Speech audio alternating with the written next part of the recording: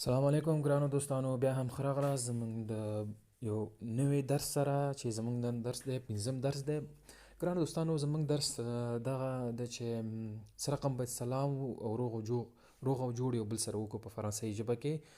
خو دوستانو ولې موږ دغه درس نن شروع کړه؟ ځکه چې دغه ډیر مهم ده په فرانسوي ژبه کې چې موږ سلام او څنګه یو په خیر دغه شان باید موږ مخکې دی نه چې ګرامر زده کړو دا باید زده کړو چې زموږ ژبه لږ روانه شي، چې په راتلونکي درسو کې به زه هم د خپل درس دغه پښتو مننه لکه لږ شانتي به فرانسوي ته رااړوم چې ستاسو ذهنونه فرانسوي ته راواوړي. سمه ده دوستانو، زموږ درس چې دی سلام کول او روغ جوړ کول، یعنی یو بل سره چې مخامخ کېږو څه رقم سلام واچوو یا څه رقم پوښتنې یو بل نه وکړو، چې دې ته په فرانسوي کې لا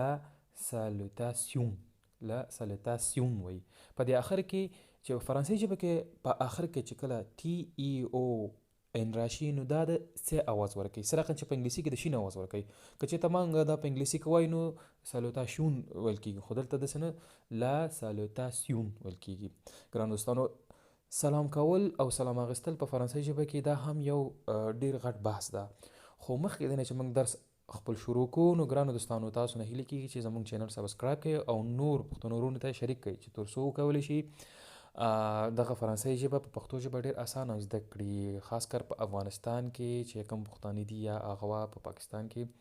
نو موږ دا خپل درسونه په فیسبوک چینل کې یعنی په فیسبوک پیج کې هم ما اپلوډ کړي دي. تاسو کولی شئ چې هلته تعقیب کړئ، ځکه هغه ملکونو کې لږ انټرنیټ څه ضعیف وي نو یوټیوب ته دونه لاسرسی نه لري. ښه ګرانو دوستانو، هغه دوستان چې په فرانسه کې دي خو معلومداره ده چې دلته یوټیوب ډیر عام ده، نو تاسو کولی شئ یوټیوب نه تعقیب کړئ او سبسکرایب کړئ. راځو خپل درس ته ګرانو دوستانو. اوله کلمه چې فرانسویان یې خپل منځو کې استعمالوي سلام کلام دپاره هغه بونجور. ګورئ په دې ان زه دلته نه تلفظ کوم، ځکه موږ تېر درسونو کې ویلو چې ولې نه تلفظ کوم. نو تاسو په څلورم درس ته مراجعه وکړئ ویې پوهېږئ چې دغه ولې نه تلفظ کېږي. بونجور که نه، بونجور یعنی سلام معنا ورکوي او دا خلک په سار په خیر ویلو ته استعمالوي. خو دا ډیر رسمي ده، په اداراتو کې هم دا باید تاسو استعمال کړئ او عام ده. هم په اداراتو کې استعمالولی شئ، هم خپل دوستانو په منځ کې استعمالولی شئ. دا رسمي او غیر رسمي ده. سلام کول هم ګورئ دا په پښتو کې هم څه شته دی چې موږ تاسو خپل منځ کې کله یو بل سره ګورو سلام څنګه یې جوړ بخیر، او کله چې بیا موږ یو رسمي یا کوم مشر سړي ته یا کوم ادارې کې وایو نو سلام تاسو څنګه یاست، ډیر په احترام سره وایو. نو په فرانسوي کې هم دغه شی شته دی بونجور.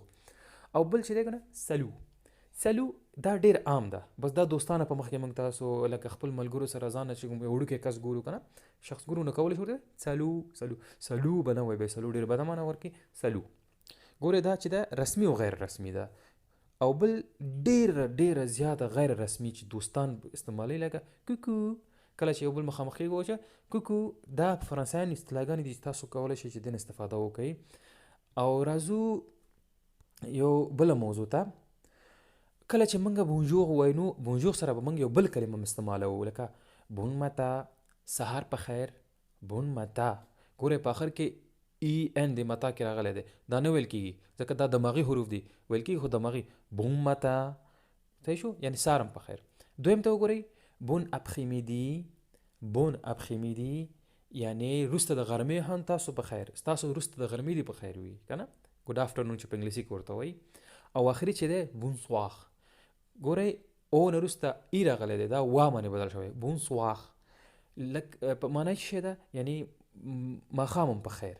دغه اصطلاحګانې دي چې فرانسویان استعمالوي، دې ته ډېر زیات پام وکړئ.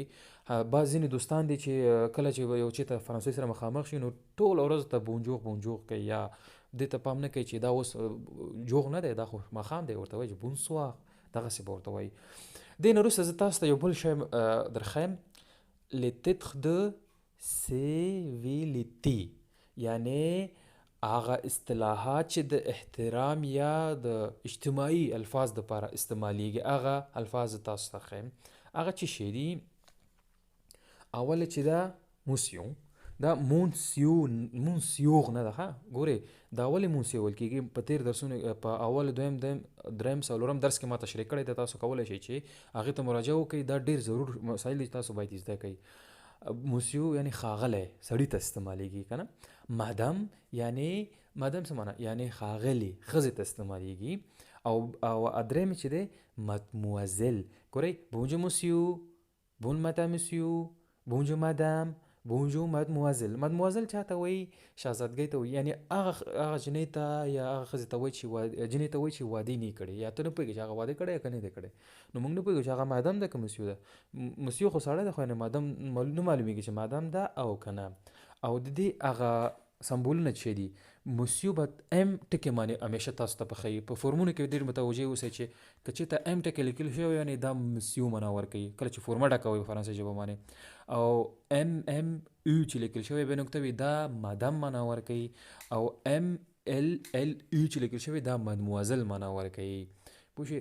دا مې ځکه تاسو ته ویله چې دا په دې سلام علیکي کې استعمالېږي، لکه بونجو مادام، بونجو مسیو، بون متا، بون اپریمیدي. دغه شیان اصطلاحګانې دي چې دا استعمالېږي. همدغه وجه ده چې ما په دې پنځم درس کې ما چې شی استعمال کوم، دغه سړیمي شي او د سلام کلام ما تاسو ته راوړو چې په دې رسمیاتو باندې پوه شئ. تاسو به ډېرې داسې ویډیوګانې اورېدلې چې بونجو، کومو، سوا دا شیان. نه، ډېر رسمي او ډېر ادبي ژبه زده کوي، او همدغه لاره ده، او ادبي ژبه همدغه ده چې کوم ژبه تاسو ته نن ویله.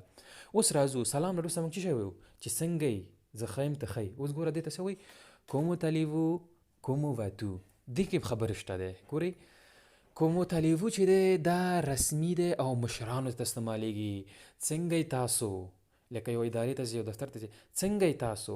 که نه تاسو احترام د وجې نه به دا موږ استعمالوو. دا وو چې دی جمع دی، دا په دې او دا ډېر خلکو ته هم استعمالېږي. که چېرته درې کسانو کومو تالیوو، تاسو څنګه یاستئ. که چېرته یو کس مشر و یا رسمي اداره وه، تاسو ورته وایئ چې کومو تالیوو، او تاسو څنګه یاست. او دویم ته وګورئ کومو واتو، دا نو دوستانو ته استعمالېږي. ته څنګه یې، ته څنګه یې، که نه دوستانو لپاره استعمالېږي. یو بله نکته تاسو ته دلته وایم، کومو تالیوو. دا کومو تالیوو دلته لیوزون کېږي. دغه ګوره کومو دلته په دې دویم کې ما کومو واتو ویله، دا ټي چې د په ان وروسته راغلی، ان وروسته راغلی دی، ما ونه لوستو، خو په دې اول کې مې ولوستو کومو تالیوو. دا ولې؟ دا وګورئ دلته سور خط سره ما تاسو دلته نشاني کوم، دلته لیوزون کېږي کله چې د دې نه چې یو وایل حرف راغلی دی، یعنې اواز لرونکی حرف راغلی، دلته به دا ورسره نښلېږي. او دا به تاسو راتلونکي درسو کې ډېر ښه پوه شئ. زه دلته تاسو ته تطبیقوم، دغه تېر درسونه په دې جملو کې تاسو ته تطبیقوم. دلته به کومو تالیوو وایي، ځکه چې دلته ا راغلی، ا چې دی وایل حرف دی یا وایل توری دی.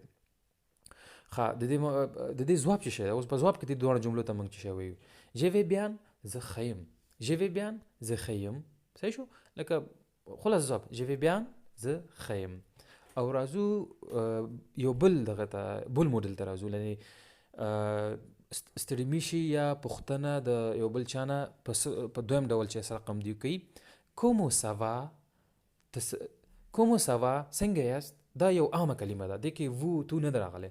کومو سوا، څنګه یاست، یا سوا ښه یاست. سوا ښه یې. دواړه سوال دي، دواړو کې دست کولی شي تاسو یو بل نه پوښتنه وکړئ. په جواب کې دې ته څه شی وو؟ اول جواب دی سوا ښه یم. سوا ډېر اسانه، او تاسو کولی شئ چې ورسره دا اضافه کړئ سوا بیان، او زه ښه یم، ډېر ښه یم. یا ووایئ چې په آخر کې ورسره ووایئ چې میرسي، مننه. سوا بیان، میرسي، زه ښه یم، مننه. یا به ورته په بل ځواب کې ووایئ سوا ښه یم، میرسي، مننه. ایتوا، او تاسو څنګه یاستئ. که نه په انګلیسي کې دا اصطلاحات تاسو به ډېر اورېدلي وي، پښتو کې خو شته دی. څوک چې په ښه پښتو پوهېږي نو دا پښتو اصطلاحات پښتو کې لا ډېر دې نه ښه هم شته دی. او یا په جواب کې ورته وایئ چې سوا میرسي ایتوا، یا سوا میرسي ایوو. ایوو یعنی احترام د وجه نه مشر ته به استعمالوي یا ډېر خلکو ته چې استعمالېږي. دغه بل میتود شو. راځو د خدای پاماني کول په فرانسوي ژبه کې څه رقم ده. پخن کونژې ورته وایي. پخن کونژې یعنې د خدای پاماني کول. مشهوره کلمه اوغووار. اوغووار ګورئ او چې همیشه ما تاسو ته ویلو په دې درس کې چې دا یو ځای راشي د او اواز وباسي. ګوره او دا او اواز. اوغووار، اوغووار سره به نښلوئ واغ. دا ولې واغ ویل کېږي په تېر درسو کې مې ویلي وو، تاسو کولی شئ هغې ته مراجعه وکړئ. یو خدای په امان معنا ورکړي، دا اوغووار. اوغووار مدام، خدای په امان ښاغلی، یا اوغووار مسیو، که نه مخکې تېر بخش کې مې تاسو ته ویله. دغسې به خدای په اماني کوئ، یا مسیو که چېرته سړی ورته وایي مسیو استعمالوئ. صحیح شو؟ دا سلو مخکې ما تاسو ته ویل چې دا سلام دپاره، خو دا د خدای په اماني دپاره هم استعمالېږي، خو دا ډېره غیر رسمي ده. په دوستانو منځ کې استعمالېږي، په خپل منځو کې نه چې ستا په سطحه حل کې مشرانو ته او د دفتر کې چې ته رسمي اداره کې دا به نه استعمالوئ. سلو خدای په امان، سلو سلام معنا ورکوي. چاو دا فرانسوي کلمه نه ده، د نور ملکو نه راغلې ده، خو چاو دوی چاو هم استعمالوي. چاو د فکر چاو د سپنول نه راغلی ده، چاو یعنې خدای پامان. او راځو بلې مسئلې ته. کله چې خدای پاماني وکړه نو کله چې په سلام کې مو ویل کنه بونجو بون متا سلام سارم په خیر، نو همداسې چې کله موږ یو ځای پرېږدو چا څه خدای پاماني کوو نو دغه کلمې ورسره غوواغ بونجورني خدای پامان، ښه ورځ ولرې غوواغ مدام بونسواغي خدای پامان ښاغلي، ښه ماښام ولرې بونوي بونوي ښه شپه، شپې ته وایي بونوي شپې ته وایي. دې په اړه به راتلونکي درسو کې ډېر مفصل بحث کوو، دا ډېر لوی بحث لري په فرانسوي ژبه کې. بونجورني بونسواري بونوي. بون خو ښه معنا ورکوي، دلته بو ګوره دلته دوه عین راغلي، دلته یو بله موضوع ته پام وکړئ، دلته دوه عین راغلي دي. نو په دوه عینو کې دا بون ویل کېږي، که چېرته دا به دماغ ته موږ نه انتقالوو، که چېرته دا عین یو وی نو بیا موږ دماغ ته انتقالولو. دا مسله دې مسله باندې ځان پوه کړئ چې تېر درسو کې موږ تاسو ته مې تشریح کړی و. جغني یعنې ښه ورځ ولرئ، بونسواري ښه ماښام ولرئ، بونوي ښه شپه ولرئ، سالو بونوي خدای پامان ښه شپه ولري. دغسې به دا استعمالیږي. او بله طریقه چې کله موږ خدای پاماني وکړه نو اوس غواړو که نه، لکه چاته وایي خدای پامان د لیدلو په هیله ډېر ژر به سره ووینو، دغه اصطلاحات اوس تاسو ته وایم. دې دپاره اول کې همیشه دا ا استعمالیږي، د ا سره به دا تاسو دا نور شیان استعمالوئ.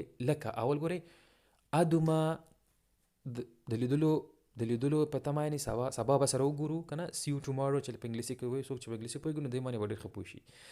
او ابیانتو ډېر ژر معنا ورکوي، ډېر ژر به سره وینو، خدای پامان بونجورني داسې به ورسره وایي. الاندي دغه لکه دوشنبې به وګورو که نه، الاندي دوشنبې به وګورو. الا سمن پروشن راتلونکي هفته کې به وګورو، خدای پامان بونجورني که نه، غوواغ بونجورني الا سمن پروشن یعنې راتلونکي هفته کې به وګورو. اتوتالوغ یعنی دا چې په اتوتالوغ چې لپاره استعمالیږي چې یعنې دغه ورځ کې ته یو ساعت 2 ساعت وروسته یو څوک ګورې، ورته وایي چې فعل حال دپاره خدای پامان غوواغ اتوتالوغ خدای پامان یو څه ساعت وروسته به وګورو سره. او اپلوتاخت غوواغ اپلوتاخت خدای پامان ډېر یو موده وروسته به سره وګورو، نه ډېر لرې مودې دپاره دا استعمالیږي. دغه اصطلاحات زده کوئ او تکرار یې کوئ، په جملو کې استعمال کوئ ګرانو دوستانو. او باید تاسو ته ووایم چې تاسو چې اوس په کومه لحظه کې دا ویډیو وګورئ چې دا کوم وخت دی، نو په هماغه وخت تاسو کومنټ کې ولیکئ، لکه ولیکئ چې بونجورني بونسوار بونجور. دغه اصطلاحات تاسو په کومنټ کې استعمال کړئ چې تاسو نه هیر نشي، په کومنټ کې ولیکئ. مننه دوستانو، زموږ راتلونکي ویډیوګانو ته په تمه اوسئ، چینل سبسکرایب کړئ. د خدای په امان راتلونکي ویډیو به یو ډېر ښه ګرامر وي تاسو دپاره چې هغه هیر نه کوئ.